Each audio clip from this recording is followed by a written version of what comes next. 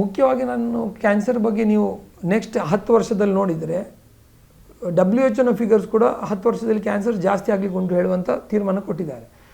ಇದರಲ್ಲಿ ವಾತಾವರಣದ ಮಾಲಿನ್ಯ ಅಂದರೆ ನಾನು ಹೇಳೋದು ವಾತಾವರಣದಲ್ಲಿರುವಂಥ ಗಾಳಿಯ ಮಾಲಿನ್ಯ. ಇವತ್ತಿಗೆ ನಮ್ಮ ಏರ್ ಕ್ವಾಲಿಟಿ ಇಂಡೆಕ್ಸ್ ನೀವು ನೋಡಿದರೆ ಅದರಲ್ಲಿರುವ ಪರ್ಟಿಕ್ಯುಲೇಟ್ ಮ್ಯಾಟ್ರ್ PM 2.5 ಸಿಕ್ಕಾಪಟ್ಟೆ ಜಾಸ್ತಿ ಆಗ್ತಾ ಉಂಟು ಎಲ್ಲ ಕಡೆ, all over India, all over the world ಜಾಸ್ತಿ ಆಗ್ತಾ ಉಂಟು. ಬಟ್ ಬೆಂಗಳೂರಲ್ಲಿ, ಕರ್ನಾಟಕದಲ್ಲೂ ಜಾಸ್ತಿ ಉಂಟು. ಏರ್ ಕ್ವಾಲಿಟಿನ ಹೇಗೆ ಕಂಟ್ರೋಲ್ ಮಾಡ್ಬೋದು? Pollution control boards will have to get more vigilant. Automobile industry has to got more vigilant. ಅದಲ್ಲದೆ ನಮ್ಮ ಜವಾಬ್ದಾರಿ ಕೂಡ ಮುಖ್ಯ ಪೊಲ್ಯೂಷನನ್ನು ಕಡಿಮೆ ಮಾಡೋಕ್ಕೆ. ಸೊ ಇದು ಇಂಡಸ್ಟ್ರಿಯಲ್ ಪೊಲ್ಯೂಷನ್ ಆಗಲಿ ಅಥವಾ ವೆಹಿಕಲ್ ಪೊಲ್ಯೂಷನ್ ಆಗಲಿ ಅಥವಾ ಕನ್ಸ್ಟ್ರಕ್ಷನ್ ಪೊಲ್ಯೂಷನ್ ಆಗಲಿ, ಇದು 3 ಜವಾಬ್ದಾರಿ ಆಗಿರುತ್ತೆ. ಸೊ ವಾಯು ಮಾಲಿನ್ಯ, ಅಲ್ಟ್ರಾವೈಲೆಟ್ ಇಂಡೆಕ್ಸ್. ಇವತ್ತಿಗೆ ಅಲ್ಟ್ರಾವೈಲೆಟ್ ನಾವು ಹೇಳ್ತೇವೆ ಬಿಸಿಲು ಉಂಟು, ತುಂಬ ಸಡನ್ ಬಿಸಿಲು ಜಾಸ್ತಿ ಆಗ್ತಾ ಉಂಟು. ಅಲ್ಟ್ರಾವೈಲೆಟಿಗೆ ಎಷ್ಟು ಇರ್ಬೋದು ಬೆಂಗಳೂರಿದು? ಅಲ್ಟ್ರಾವೈಲೆಟ್ ಇಂಡೆಕ್ಸ್ ಇವತ್ತಿಗೆ ಜಾಸ್ತಿ ಆಗ್ತಾ ಉಂಟು. ಇವತ್ತಿಗೆ ಅಲ್ಟ್ರಾವೈಲೆಟ್ ಇಂಡೆಕ್ಸ್ ಬೆಂಗಳೂರಿದ್ದು ಆಲ್ಮೋಸ್ಟ್ 13ವರೆಗೆ ಹೋಗಿರುವಂಥ ಪರಿಸ್ಥಿತಿಗಳು ಉಂಟು. WHO ಹೇಳಿರುವ ಮಾಹಿತಿಯಲ್ಲಿ 0 to 11 ಮ್ಯಾಕ್ಸಿಮಮ್. 11+ ಹೇಳಿದರೆ ಡೇಂಜರಸ್ ಹೇಳಿ. ಈಗ ನಾವು 11+ ಅಲ್ಲ 13 ಇದ್ದೀವಿ. ಅಲ್ಟ್ರಾವೈಲೆಟ್ ಇಂಡೆಕ್ಸ್ ಜಾಸ್ತಿ ಆಗೋಗಿ ಏನಾಗುತ್ತೆ, ಓಝೋನ್ ಲೇಯರ್ ಡಿಪ್ಲೀಟ್ ಆದ ಕಾರಣ ಅಲ್ಟ್ರಾವೈಲೆಟ್ ಸಿ ರೇಸ್ ಎಲ್ಲ ಜಾಸ್ತಿ ನಮ್ಮ ಶರೀರದ ಮೇಲೆ ಬೀಳ್ತಾ ಉಂಟು. ಕ್ಯಾನ್ಸರ್ ಜಾಸ್ತಿ ಆಗುತ್ತೆ, ಕ್ಯಾಟ್ರಾಕ್ಟ್ ಜಾಸ್ತಿ ಆಗುತ್ತೆ, ರೋಗ ನಿರೋಧಕ ಶಕ್ತಿ ಕಡಿಮೆ ಆಗುತ್ತೆ.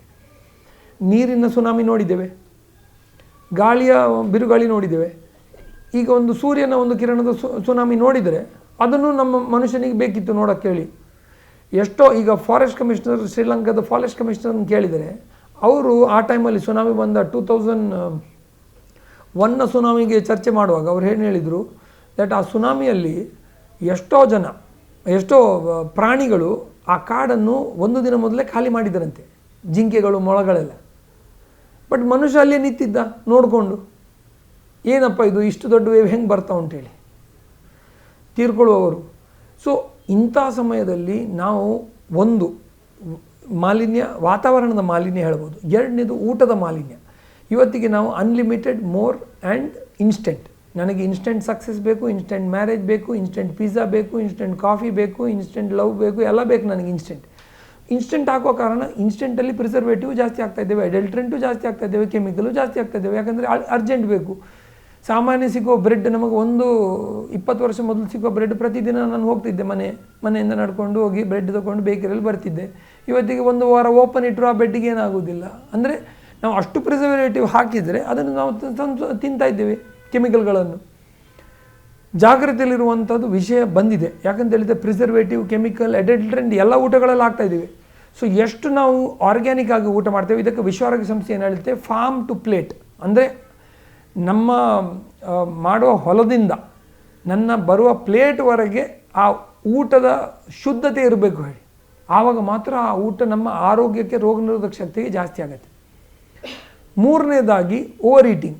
ಇವತ್ತಿಗೆ ನಾನು ಹೇಳೋದು, ಊಟ ಜಾಸ್ತಿ ಮಾಡುವ ಕಾರಣ ಜನ ಜಾಸ್ತಿ ಸಾಯಕ್ಕೆ ಇದ್ದಾರೆ, ಊಟ ಕಡಿಮೆ ಮಾಡುವ ಕಾರಣ ಜನರು ಸಾಯುವುದಿಲ್ಲ.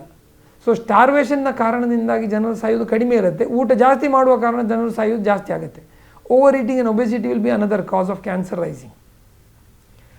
ನಾಲ್ಕನೇದಾಗಿ lack of exercise. Sitting is the new smoking ಹೇಳ್ತಾರೆ. ಈಗ ನಾನು ಇಲ್ಲಿ ಬರ್ತೀನಿ, ಕೂಡ್ತೀನಿ, ಇಲ್ಲಿಂದ ಹೇಳ್ತೀನಿ, ಲಿಫ್ಟಲ್ಲಿ ಕೆಳಗೆ ಹೋಗ್ತೀನಿ, ಹೋಗಿ ಕಾರಲ್ಲಿ ಕೂತ್ಕೊಳ್ತೀನಿ, ಮನೆಗೆ ಹೋಗ್ತೀನಿ, ಮನೆಗೆ ಹೋಗಿ ಲಿಫ್ಟಲ್ಲಿ ಹೋಗಿ ಮೇಲೆ ಹೋಗ್ತೀನಿ, ಪುನಃ ಕೂತ್ಕೊಳ್ತೀನಿ.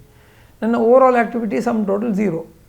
ಫಿಸಿಕಲ್ ಆ್ಯಕ್ಟಿವಿಟಿ ಲ್ಯಾಕ್ ಆಗುವ ಕಾರಣ, ಅಗೇನ್ ಇಮ್ಯೂನ್ ಸಿಸ್ಟಮ್ ಕಮ್ಮಿ ಬರುವ ಕಾರಣ ಕ್ಯಾನ್ಸರ್ಸ್ಗಳು ಜಾಸ್ತಿ ಆಗ್ತಾ ಉಂಟು.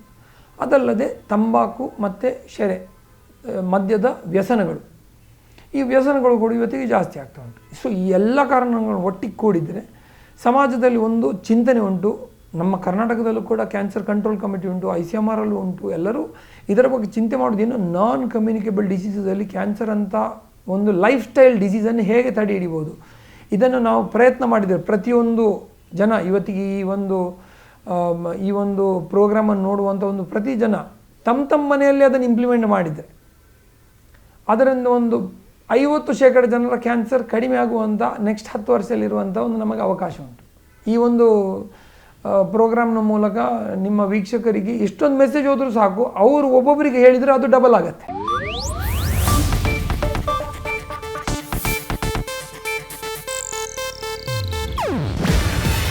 ಇದು ಏಷ್ಯಾನೆಟ್ ನ್ಯೂಸ್ ನೆಟ್ವರ್ಕ್ ಪ್ರಸ್ತುತಿ. ನೀವು ನೋಡ್ತಿದ್ದೀರಾ ಏಷ್ಯಾನೆಟ್ ಸುವರ್ಣ ನ್ಯೂಸ್.